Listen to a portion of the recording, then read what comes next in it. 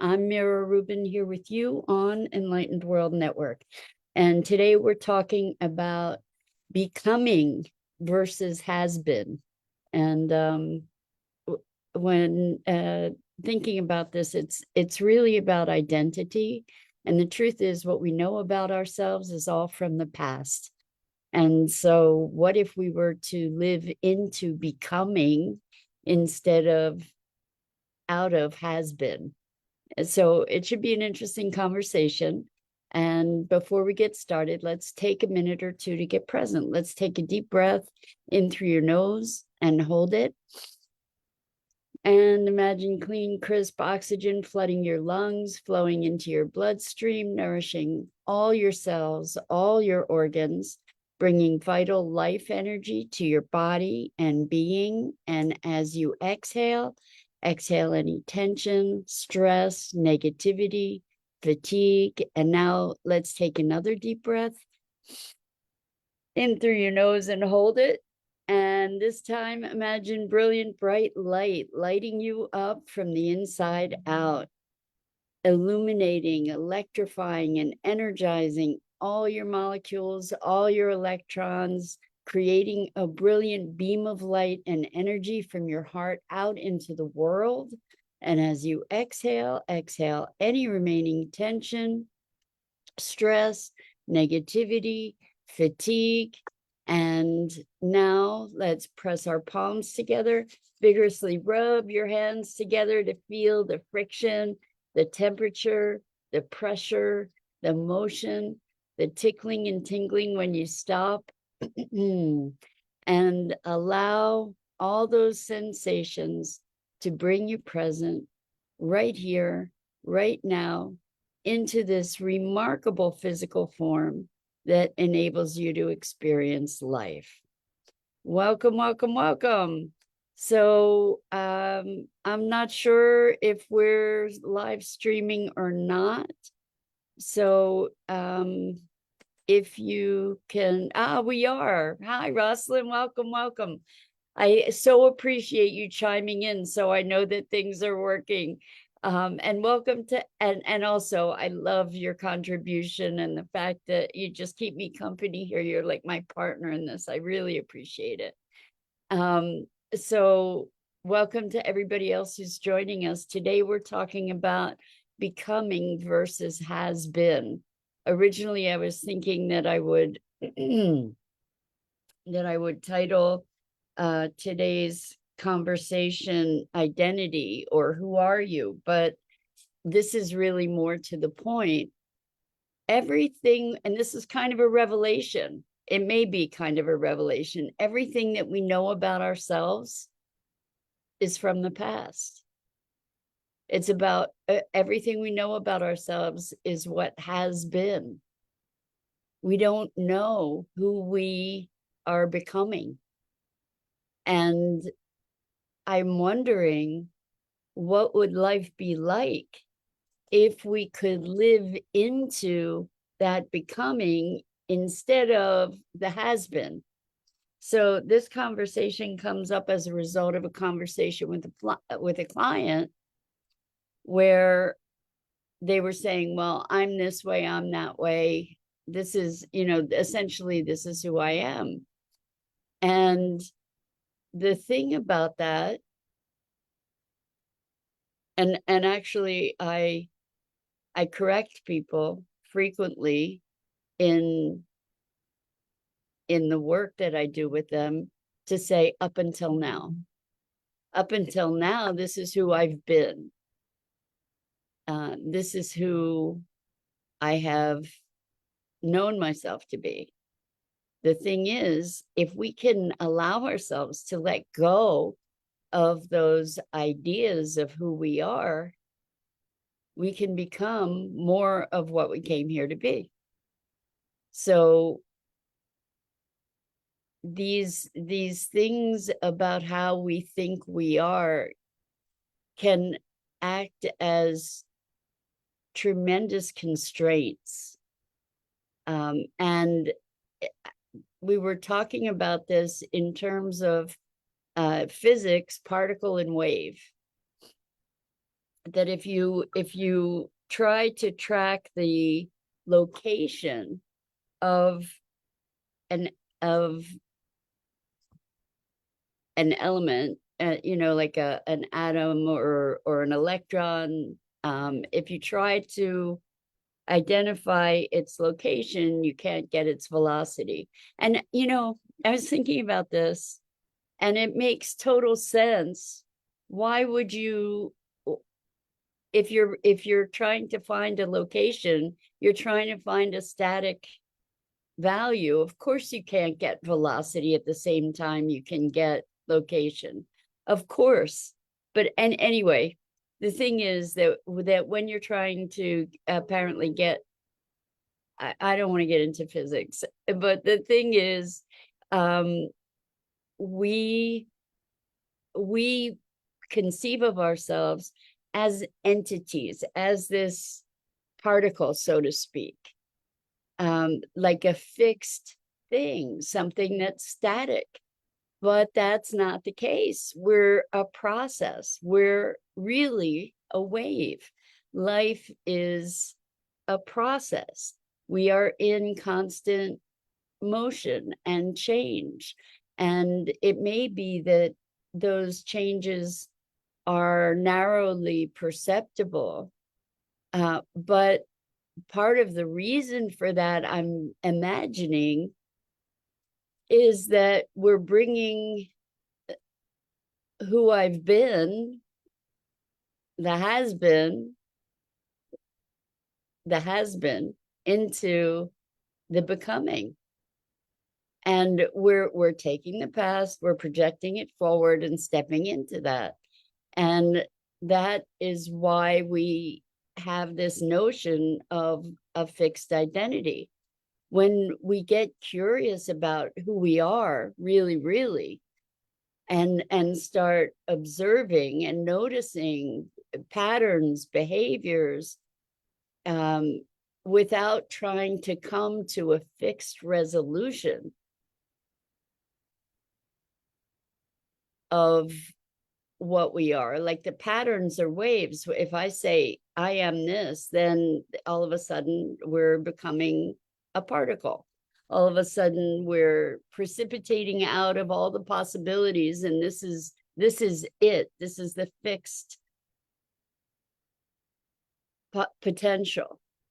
But when we leave the has been behind and be here into what might be, there's unlimited possibility. And the other day we were talking about bucket list and creating dreams and possibilities. And by the way, if you are writing comments and I'm not responding, it's because I don't see them. You have to either go to the Enlightened World Network Facebook page or the Enlightened World YouTube channel, and then I see the comments from there. Anyway, we were talking about bucket list as something to be calling us forward, you know, cultivating our dreams, cultivating our vision, creating a compelling future that then draws us into that expression. And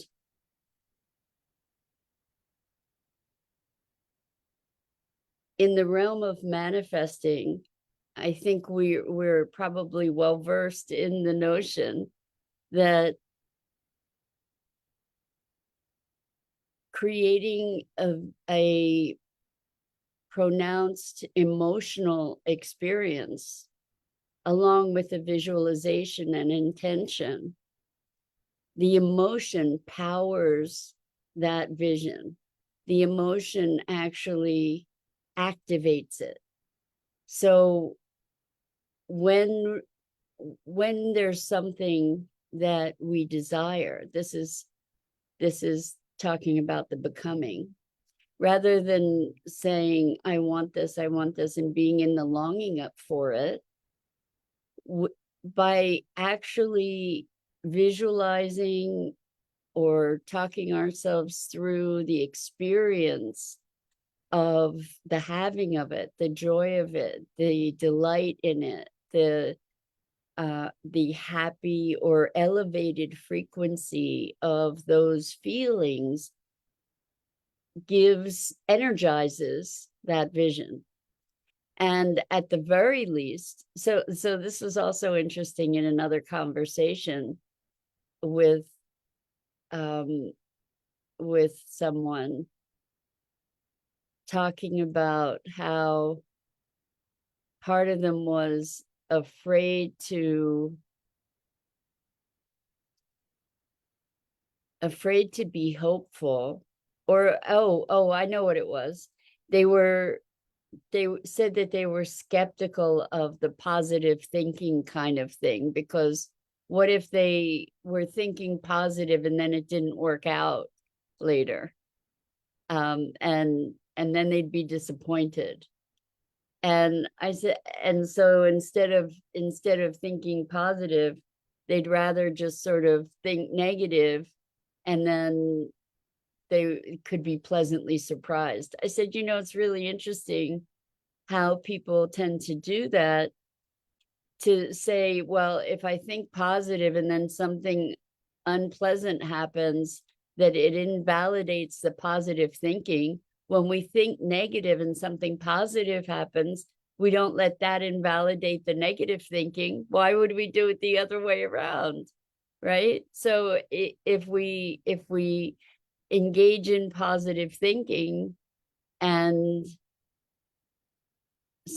something negative happens, then at least we were having good feelings until that negative thing happened. And of course, we can go back and have good feelings again. So we're such funny creatures, right? But the notion of thinking positive versus thinking negative is very much about the becoming and the has been. If we've had trauma, if we've had challenges, those I'm just using the word negative. I don't know that I believe positive and negative feelings. We just sort of tend to characterize uncomfortable feelings as negative. But although I've had people that are moving into unfamiliar positive states and they're very uncomfortable, even though it's a positive state, and then they oftentimes want to go back to a less positive state because it's more comfortable. But anyway, I ran circles around myself just now, and I think I got a little confused. Now I've forgotten where I was going with this. The thought about discounting positivity. The positivity is kind of the becoming. It's what's possible. It's excitement, it's enthusiasm, it's hopefulness, that's grounded hopefulness, not hopium, but wise hope. It's engaged. The has been, I mean, maybe we've been happy people too. And maybe there's something, actually, I've seen it work this way too, where somebody had pretty much most of their lives been a super go-getter and very positive and very active, kind of superwoman person. And then they started having pretty severe health challenges, and they had a very hard time reconciling, this isn't who I am. Who I am is this person that's energetic and able and whatever. And it was a very, very difficult challenge. And there's a lot of suffering around just that contrast too. So it can work both ways. Welcome, Angie. Welcome, welcome. So good to have you join us this morning. We're talking about becoming versus has been. And the revelation, I don't know why it was a revelation, actually, but the revelation this morning that all we know about ourselves is what has been.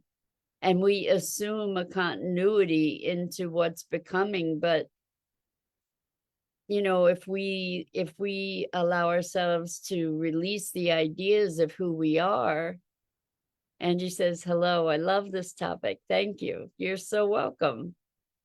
If we allow ourselves to release the ideas of who we are or who we've been, then we can step into something new. And Angie says, yes, let's allow what could be. And again, I really like this notion of the particle versus the wave, because when we start saying, I'm this way, I'm this way, I'm this way, we're stopping any kind of momentum. We're creating a static and fixed kind of things. However, we can notice patterns, and that's more of the wave. So there may be patterns that we can recognize, but it doesn't mean that that's who we will remain.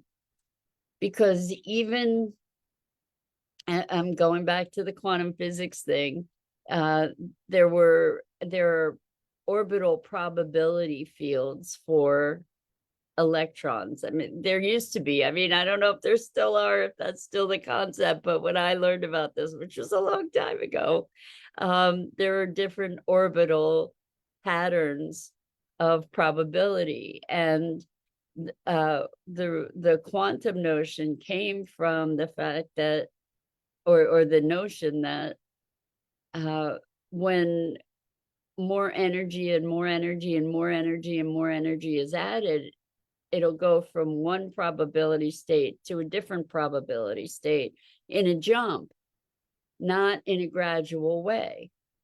And so just because there are detectable patterns that we may recognize in our lives, again, from what has been, it doesn't mean that that needs to continue, that is the becoming as well.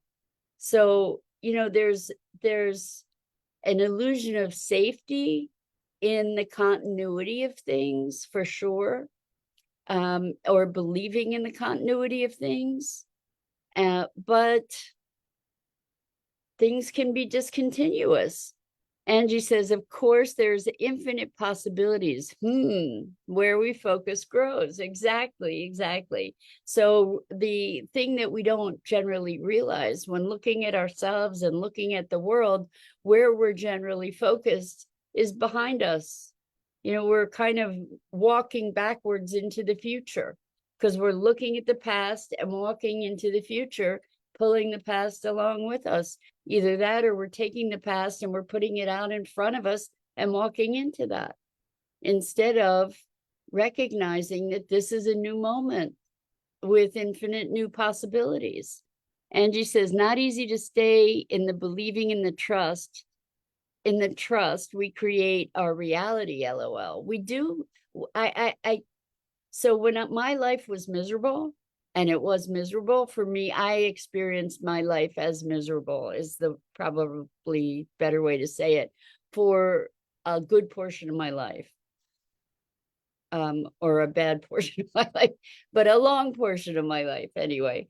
And when I first heard we create our own reality, I heard it as an indictment, like it's my fault that my life sucks, you know? And now as I understand things more deeply, I see where it's not a matter of my fault. It's because so many of our patterns are programmed patterns that we got programmed into without ever being conscious. of those programs. I call them spells also. It's like we were under a spell that wasn't even ours, which is kind of most of what goes on here, is that we're conditioned to things that we just sort of as absorbed without awareness.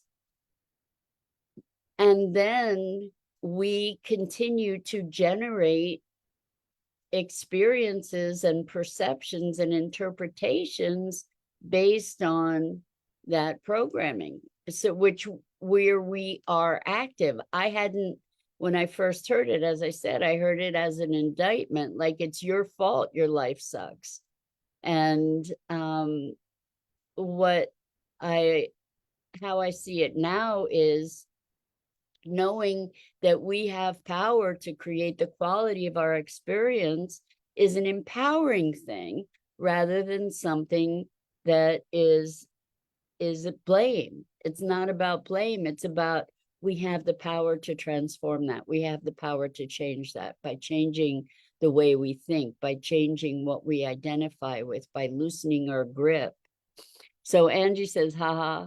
However, every portion does serve us to learn. Oh, yes. So I agree. And we get to kind of choose what we learn from things too. It's important. I keep saying it's important to curate our stories. The lessons that we learn,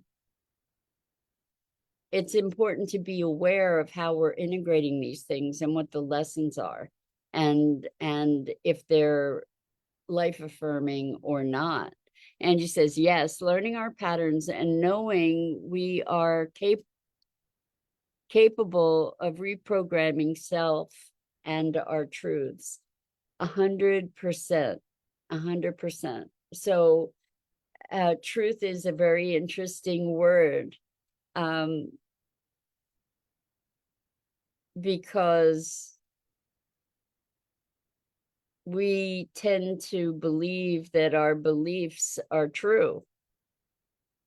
We tend to have a deep attachment to our beliefs as the reality. I know what's right. I know what's true. And I don't know about you, but I've noticed that I've had beliefs that have changed over time. I've had beliefs that changed as I got educated more or as I had more life experience. I've had many beliefs and perspectives change. And as a result, I hold them less rigorously than I used to. So Angie says, yes, choose what we take from each experience and to let go of the emotional side, knowing each situation serves us. Well, absolutely. I operate from, and again, this is my belief or my operational foundation is life is happening for me and through me rather than to me. And that is a context or a container from which to operate that offers multitudes of possibilities, that offers a new way to be interacting when I recognize everything is serving me. But to your mention of let go of the emotional side also has something to teach us. There is emotional intelligence. And so when we have an emotional response to things, it's a communications, it's an opportunity for us to learn something. And one of the things that I say about emotion and challenges and circumstances that create upheaval is if it's coming up to heal. And that's another perspective that I find really, really helpful. So I call these my hypotheses. I don't know the truth, but I know that working through these lenses makes life much more palatable for me than if, for instance, I believed everybody's out to get you, or We are born alone and die alone kind of idea, because we're, in my world anyway, we're all intimately interconnected. So Angie says, yes, by truths, I mean, if we are programmed to feel we are not worth happiness or worthy of, we can reprogram this or these messages. Absolutely. Absolutely. And Angie says, yes, emotions must be honored. Honored. True. LOL. So, what would life be if we lived into becoming instead of has been? What if we allow ourselves to be the becoming? Like that's who we are. We are the becoming, not the has been. And so many people identify with their past, that's who they are. The patterns may reach throughout the life, the wave, in other words, and also give us an opportunity to transform. So Angie says, we are here to live, choose. Absolutely. It is about choice. Even in the midst of pain and anguish, it is about choice. We get to choose how we interact with life. So that's it for today. I'm Mira Rubin. This is the Core Connection, and I go live here each weekday morning at 9 a.m. Eastern on the Enlightened World Network Facebook page and YouTube channel. And as always, it is such a deep privilege and pleasure to have the opportunity to connect and converse and muse on the meaning of life and more. So until next time, so much love to you.